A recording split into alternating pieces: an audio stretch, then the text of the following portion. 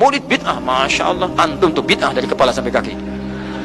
Ya, saya luar biasa kesal. Kadang ada orang bikin perbandingan begini, maulid Nabi, maulid zaman Nabi tidak ada, coret.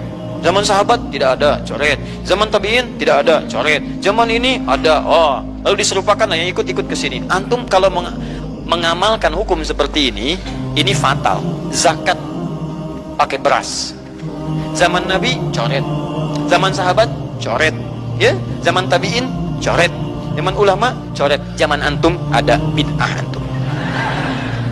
Cara menyimpulkan hukum bukan seperti ini. Lihat turunannya, lihat dalil, ya lihat pemahamannya, lihat turunan-turunan fikihnya.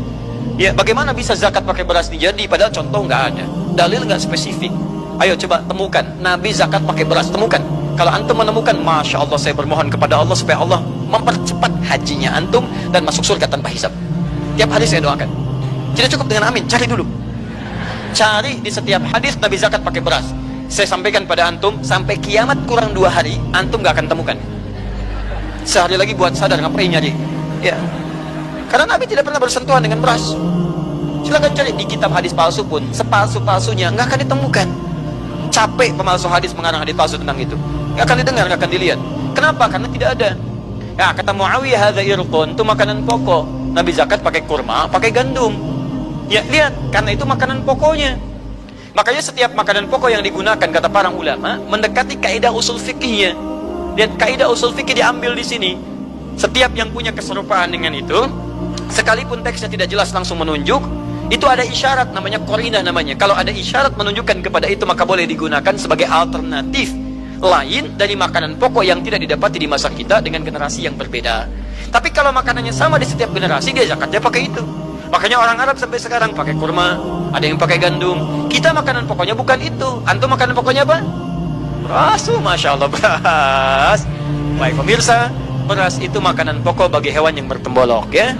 Ayam, bebek itu beras. Baik, makanan kita nasi. Dan nasi bersumber dari beras. Baik, nasi bersumber dari beras. Jadi kalau kita ingin zakat pakai beras, boleh tidak? Nah, lihat bagaimana cara pendekatannya. Dalil belum ditemukan aslinya. Seperti maulid tadi, menyikapi dengan taklim macam-macam, nggak ada nas aslinya. Tapi qarinahnya ditemukan, sama-sama makanan pokok, sama-sama taklim, sama-sama meminta untuk ikut ajaran, sama-sama mereka ingat tentang Nabi SAW.